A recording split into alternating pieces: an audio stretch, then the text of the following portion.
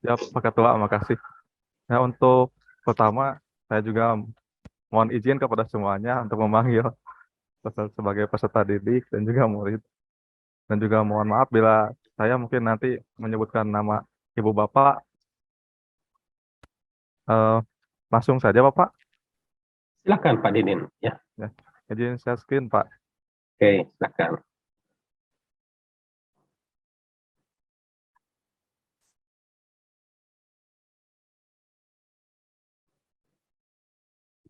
Assalamualaikum warahmatullahi wabarakatuh. Waalaikumsalam. Waalaikumsalam warahmatullahi wabarakatuh. Bagaimana kabarnya hari ini, anak-anak? Baik, Alhamdulillah Bapak. baik Bapak Bapak. gimana? Baik juga kan? Alhamdulillah Bapak Alhamdulillah, Bapak baik. juga baik. Alhamdulillahirrahmanirrahim. Baik, Pak Karima baik. Sudah siap, Bapak udah Om? sarapan belum? Alhamdulillah sudah. Oh iya, Pak. Apakah sekarang sudah siap mengawali aktivitas hari ini? Insya Siap, Allah Ya, siap. Pak Guru. Siap. Ya Pak. Alhamdulillah. Ya, langkah baiknya sebelum kita mulai pembelajaran, marilah kita mulai berdoa. Bapak akan menunjuk Pak Cipta sebagai untuk memimpin doa di kelasnya. Silakan. Bapak saya masih muda Pak, kok disebut Bapak maaf. sih? Kebiasaan. Silakan Oke, Cipta untuk terima memimpin kasih doa. Bapak. Sebelum kita belajar, marilah kita berdoa dalam hati masing-masing sesuai dengan kepercayaannya. Berdoa mulai.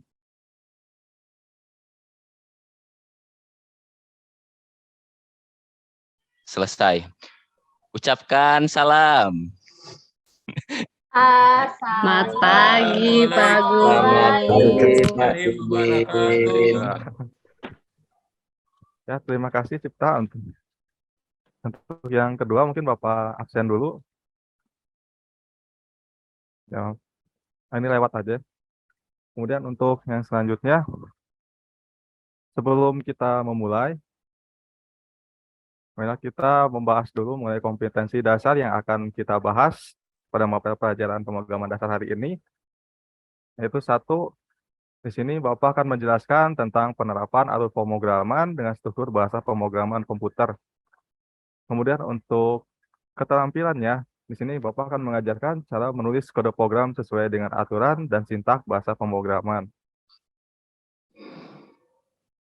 Nah, kemudian tujuan pembelajarannya yang ingin dicapai dalam pembelajaran ini adalah satu, melalui kegiatan mengamati gambar, peserta didik dapat menerapkan bahasa pemrograman dengan benar. Terus yang kedua, melalui kegiatan praktek, peserta didik dapat menerapkan fungsi tools pemrograman dengan benar. Tujuan yang ketiga, melalui kegiatan diskusi, peserta didik dapat menguraikan struktur pemrograman dengan benar. Yang keempat, melalui kegiatan presentasi, peserta didik dapat menerapkan kode program komputer dengan benar. Yang kelima, melalui kegiatan praktek, peserta didik dapat melakukan instalasi tools pemrograman dengan benar. Yang keenam, melalui kegiatan praktek, peserta didik dapat mempraktekkan instalasi dan compile program komputer dengan benar.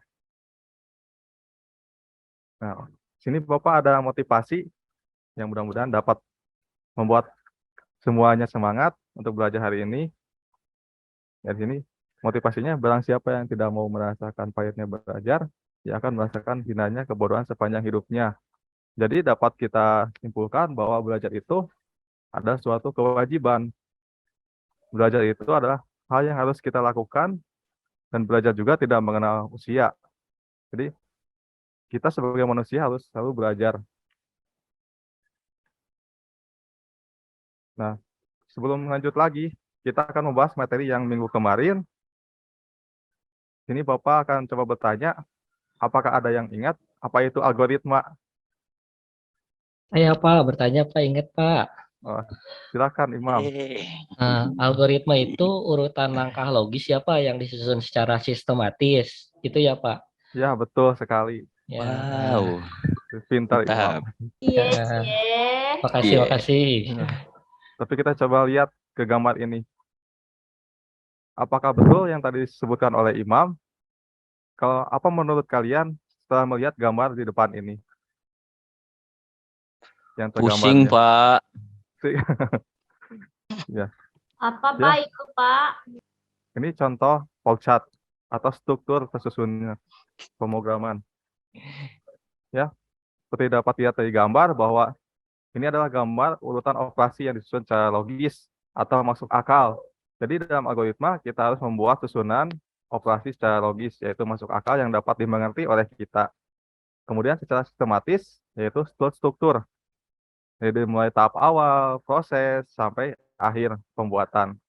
Seperti itu. Kemudian untuk selanjutnya, masih lanjut lagi. Ini ada contoh logika. Nah, di sini Bapak ingin bertanya tentang logika misalnya. Dalam satu kolam terdapat 12 ekor ikan. Suatu hari, 5 ikan dimakan bangau, 3 tenggelam, dan 1 dimakan kucing. Berapakah sisanya? Ada yang tahu? 6 kali, Pak. 4. 6 tahu, kayaknya, Pak. Pak. 4. Nggak tahu, 6, Pak. Pak. 6.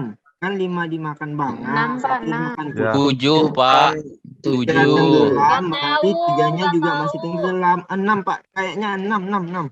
7, Jawaban Pak Pak. betul Didin. adalah 6. Faisal bohong. Aduh. Nah, kenapa 6? Karena yang 3, karena ikan yang tenggelam itu pun tetap hidup karena tenggelam, karena ikan itu sifatnya di dalam air. Nah, kan aku Betul betul. kan, Pak Isal pintar. Ode. Ode.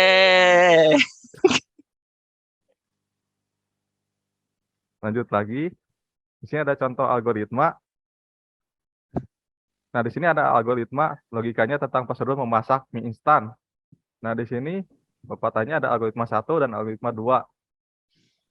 Menurut kalian, algoritma mana yang paling tepat? Apakah yang pertama, yaitu siapkan alat dan bahan, kemudian makan mie-nya dulu, kemudian baru masukkan mie-nya ke dalam panci. Lalu Algoritma tuangkan 2, bumbu. Pak. Ya, betul. Yang Bisa, kedua, betul. Pak. Yeay. Kalau saya suka 1 dulu, Pak, makan Betul. mie-nya dulu. Jadi makan mie-nya mentah dulu ya. Ya. Tapi yang betul itu, yang tadi yang bisa algoritma kedua. Nah, kita lanjut lagi. Di sini pengelolaan. Di sini Bapak akan menyuruh kalian untuk membagikan kelompok. Misalnya ada satu kelompok itu terdiri dari 5 orang. Silahkan dibagi dan disesuaikan dan duduk sesuai kelompok. Terus yang kedua, Bapak akan memberikan handout dan LKPD untuk setiap kelompoknya. Dan jika sudah penyerahan dan pelaksanaan, kita lanjut ke materi yang akan kita bahas. Tapi sebelum kita bahas materi yang sekarang, Bapak mau ngasih pertanyaan dasar. Apa yang kamu ketahui tentang bahasa Si? Apakah bahasa ini, bahasa Si itu? Pak. Bahasa Bukan. yang Ya, mulai dari betul, kecil. bukan. Izin jawab. Ya, boleh, boleh. Waduh. Bahasa Jangan. bahasa yang dari C semua. berorientasi ke objek ya, atau bahasa dasar gitu ya? Ya, betul. Ih, Ada kamu lagi? belajar mana sih? Saya belajar lagi dari yang mau jawab? Banten. Kalau nggak ada lagi, Bapak yang jawab. Nah, bahasa itu adalah bahasa pemrograman, Oh gitu, Pak. ya, atau bahasa komputer. Jadi bahasa yang bisa hanya dimengerti oleh komputer, karena bahasa manusia itu bahasa natural yang tidak bisa dimengerti oleh komputer. Jadi komputer itu hanya bisa mengerti bahasa pemrograman. Lanjut lagi, di sini ada penjelasan tentang bahasa. Jadi bahasa adalah suatu sistem untuk berkomunikasi, bahasa yang tertulis menggunakan simbol, yaitu huruf, dan untuk membentuk kata. Dalam ilmu komputer, bahasa manusia disebut bahasa alamiah atau natural language, di mana komputer tidak bisa memahaminya, sehingga diperlukan suatu bahasa komputer, yaitu tadi, bahasa Si. Ini ada bahasa pemrograman. Seperti yang sudah dijelaskan tadi, bahasa komputer mengerjakan transformasi data berdasarkan kumpulan perintah program yang telah dibuat oleh pemrogram. Kumpulan perintah ini harus dimengerti oleh komputer berstruktur tertentu, yaitu sintaks, berurutan, dan bermakna. Bahasa pemrograman merupakan notasi untuk memberikan secara tepat program komputer berbeda dengan bahasa alamiah. Misalnya bahasa Indonesia, bahasa Inggris, yang merupakan bahasa alamiah natural language. sintak dan sistematik bahasa pemrograman komputer ditentukan secara kaku, sehingga bahasa pemrograman juga disebut sebagai bahasa formal atau formal language. Lanjut lagi. Di sini ada generasi bahasa pemrograman. Ada generasi 1, machine language, bahasa mesin. Ini adalah awal mulanya bahasa pemrograman. Kemudian ada generasi kedua, assembler language, bahasa tingkat 2, bahasa assembler. Biasanya untuk pemrograman mikrokontroler dipakai bahasa assembler. Kemudian yang ketiga, ada bahasa level 3, high level program language, yaitu bahasa C, Pascal, bahasa pemrograman tingkat 3. Terus yang keempat, ada 4GL, Fourth Generation Language, yaitu bahasa pemrograman SQL ke database. Itu. Nah, apakah ada pertanyaan dari pembahasan tadi? Sepertinya nggak ada ya. Pak Didin, sudah jelas. Ya, terima kasih kalau udah jelas. Kita lanjut lagi.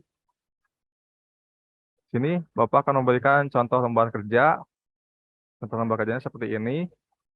Silakan diisi kelasnya, kelas apa. Kita klik. Kemudian anggota kelompoknya dituliskan, misalkan kelompok 1 terdiri dari berapa anggota, namanya siapa. Kemudian ada poin 1, berdasarkan hasil penelitian yang sudah kalian amati, silakan tuliskan di bawah, misalkan materi apa, misalkan nama contoh bahasa pemrograman, kemudian jenis bahasa pemrograman itu terdiri dari apa. Kemudian yang kedua, bagaimana cara penggunaan bahasa pemrograman. Ini akan nanti dipresentasikan di akhir. Jadi silakan sambil membuat lembar kerja di buku masing-masing, sambil nanti akan dipresentasikan sambil praktek di depan. Lanjut lagi. Nah, ini ada software pemrograman. Nah, di sini kita akan melakukan praktek instalasi software pemrograman. Tapi sebelum melakukan praktek, kita akan bahas dulu nama softwarenya, yaitu Coding C++. The Coding C++. Merupakan C atau CID sederhana untuk platform Android yang dikhususkan pada pembelajaran bahasa pemrograman. Jadi di sini kita akan menggunakan handphone kita untuk praktek. Aplikasi ini bisa menjadi alternatif yang bagus dari compiler C untuk Android. Ya, ini juga suatu kemajuan bahwa sekarang kita bisa menggunakan compiler C di Android. Dan menggunakan aplikasi ini, kalian dapat dengan mudah menuliskan dan menjalankan program C di perangkat Android. Terlepas dari itu, aplikasi ini juga menyuguhkan contoh-contoh program yang dapat digunakan. Untuk 1, menuliskan naskah program. Yang kedua, mengkompilasi program. Yang ketiga, melakukan pengujian program. Yang keempat, mengirimkan objek dan library ke program. Yang kelima, menjalankan program. Nah, sekarang kita akan lakukan langkah-langkah instalasi software. Silahkan disiapkan handphonenya. Kita akan coba bersama-sama.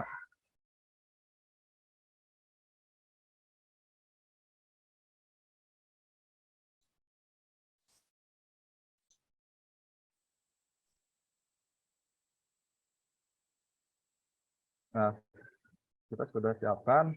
Silahkan buka Play Store.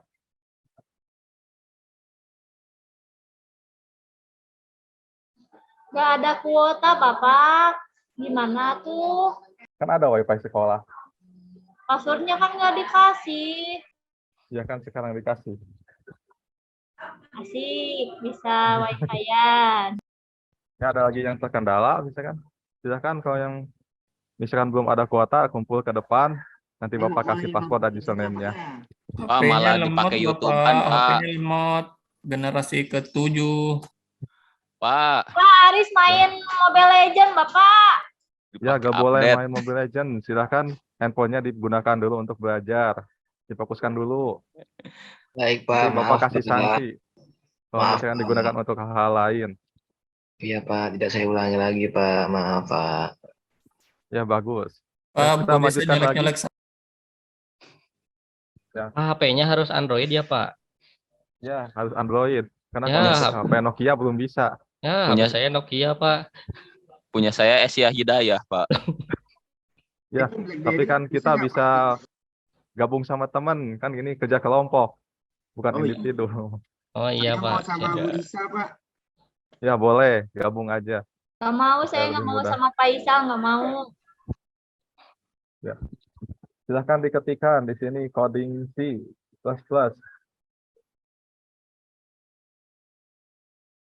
Terus search, klik cari. Nah, akan muncul tampilan di sini coding C++. Jadi diklik. Kemudian karena Bapak sudah menginstal, di sini yang muncul tulisannya install dan buka. Tapi sebelum kalian yang belum memasang, nanti di sini tombol install. Yang kalian klik sebelah sini tombol install. Kemudian tunggu proses instalasinya selesai atau proses downloadnya. Kemudian nanti muncul seperti ini, tombol buka, baru kita buka. Pak, penyimpanannya penuh, Pak. Banyak foto-foto gimana? Fotonya boleh di-delete dulu. Ya, padahal itu kenangan, Pak. Atau di-upload dulu ke Facebook. Nah, yang dapat kita lihat di sini aplikasinya sudah berjalan seperti ini. Apakah ada yang mengalami kendala dalam proses instalasi? Masih loading, Pak. Jaringannya ya Iya, ditunggu Pak. aja. Saya pakai Nokia, Pak. Ya, siap. Nah, kalau di sini kan kita sudah menginstalasi, kita lanjut lagi ke materi yang tadi. Karena kita sebelum masuk ke pemrograman, kita harus membahas dulu struktur pemrogramannya supaya kalian lebih paham.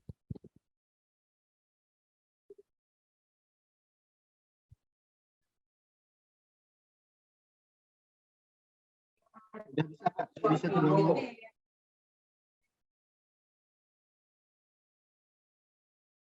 Nah, ini ada struktur pemrograman.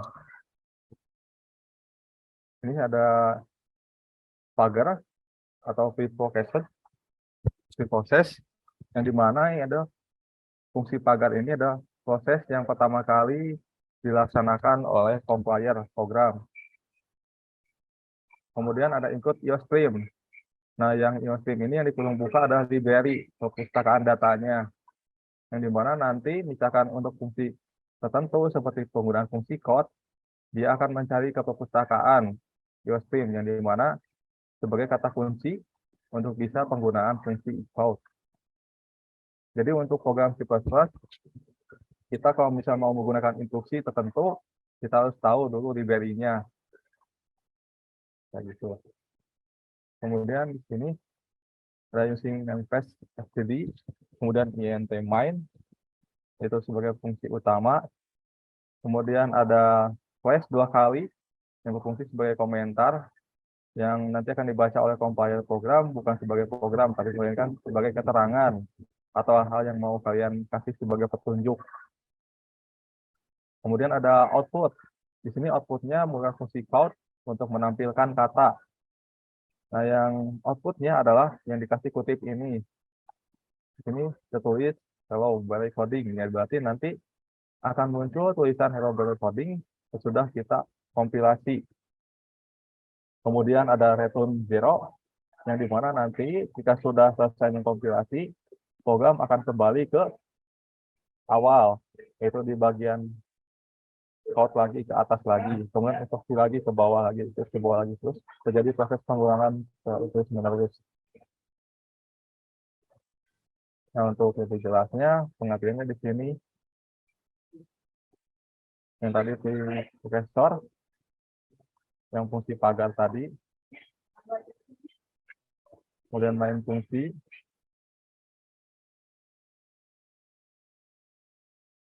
lanjut lagi,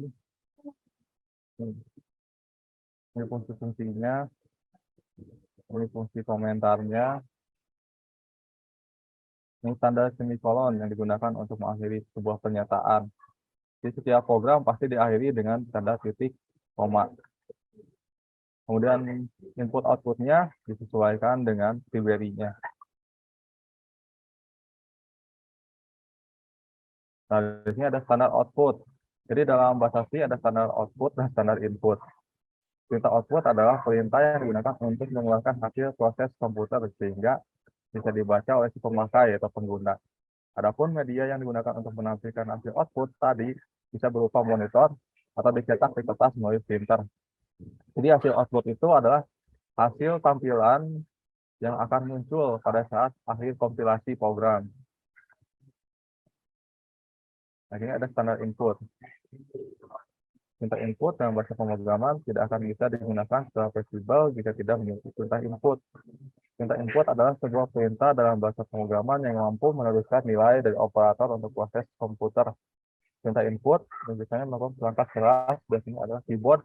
Tombol C terdapat 3 perintah input yaitu scanf, getC, get, dan get. Biasanya untuk proses input ada di proses variabel untuk pelajaran selanjutnya. Jadi untuk sekarang kita tidak menggunakan proses input, hanya menggunakan proses output.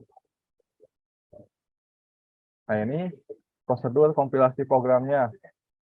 Di saat kita mengetikkan kode program, maka yang akan diakses pertama kali oleh program adalah preprocessor, yaitu yang tanda pagar tadi. Dia akan langsung mengecek pada library-nya.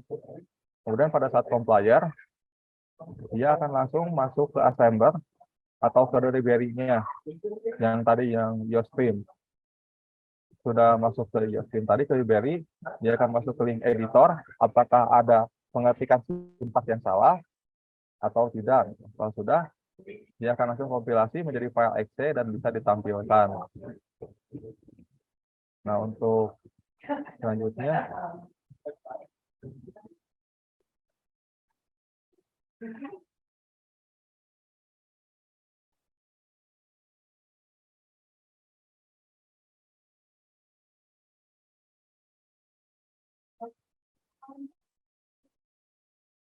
kita akan coba mempraktekkan penggunaan struktur bahasa pemrograman. Di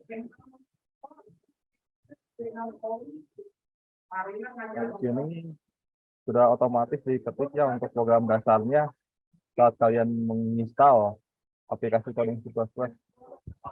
Otomatis coding dasar yang muncul adalah coding dasar Hello World. Itu program dasar untuk menampilkan kalimat ataupun teks. Yang dijelasan tadi kan di atas ada program include. Jadi untuk sintaks yang dituliskan dengan benar dalam program coding C++ akan muncul berwarna sesuai fungsinya.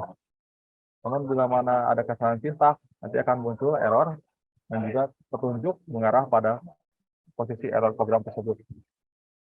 Contoh di sini juga. Di sini kita akan menggunakan program untuk menampilkan kata hello world ini.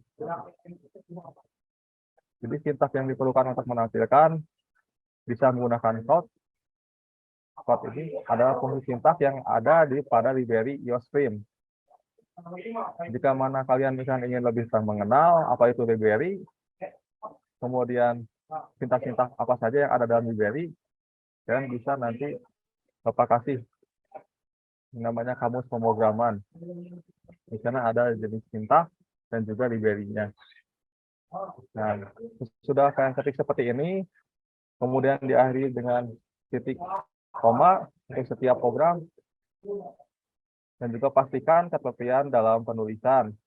Ketepian dalam penulisan itu sangat penting dalam bahasa pemrograman, karena kalau misalkan salah sedikit saja, program juga akan terjadi gangguan atau troubleshoot. Nah, jika sudah diketik secara benar, mari kita coba compile dengan cara mengetik klik tomboran. Nah, tunggu proses compile-nya. Nah, nanti akan muncul seperti di sini, menampilkan kalimat hello world. Nah, untuk misalkan sudah selesai mengcompile, kita mau keluar, ya kita tinggal klik enter. Nanti akan kembali ke menu utama. Seperti ini. Misalkan contoh, bagaimana kalau untuk menampilkan nama kita, misalkan. Ya, kalian bisa mengetikkan untuk hasil yang mau ditampilkan dalam output itu berada dalam sudah kutip. Misalnya di sini, ini kita hapus. untuk slash n-nya jangan dihapus karena ini adalah proses pengulangan data. Jadi supaya nanti dapat muncul terus. Jadi kalau slash n-nya dihapus, nanti datanya akan muncul satu kali. Tapi kalau misalkan slash n-nya ditulis, dia akan terus mengulang dan terus menampilkan. Dan contoh nama Bapak.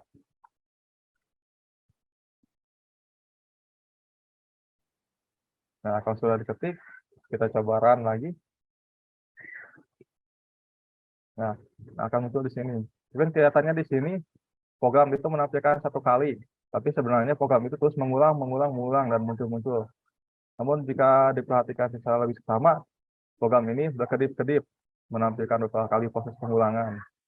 Namun secara tak kasat mata mungkin kelihatannya muncul aja diem, tapi sebenarnya proses itu berulang-ulang terus menampilkan program tadi. Seperti itu. Nah, ini contoh proses kompilasi dasarnya dan contoh penggunaan listing program untuk program dasar Hello World.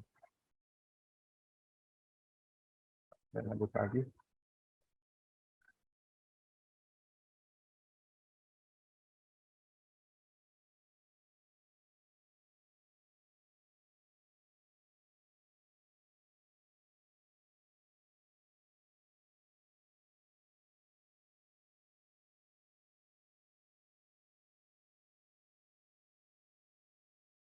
Nah, langkah-langkah kompilasinya sudah tadi kita praktekkan bersama. Nah, silakan bila mana ada pertanyaan mengenai masalah kompilasi program, pengetikan listing program. Sebenarnya nggak ada ya, udah jelas. Ya, kalau sudah jelas, mungkin dari Bapak materinya seperti itu, ya silakan untuk setiap kelompok menampilkan hasil kerjanya di depan dan juga proses praktek instalasi pemasangan dan juga proses instalasi menampilkan program namanya. Seperti yang sudah Bapak contohkan tadi.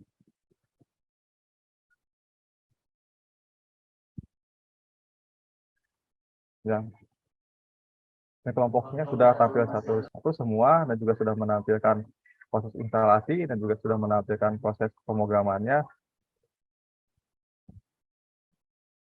Untuk misalkan untuk kelompok yang sudah tampil, Bapak ucapkan terima kasih dan silakan untuk memberikan tepuk tangan untuk hasil presentasinya.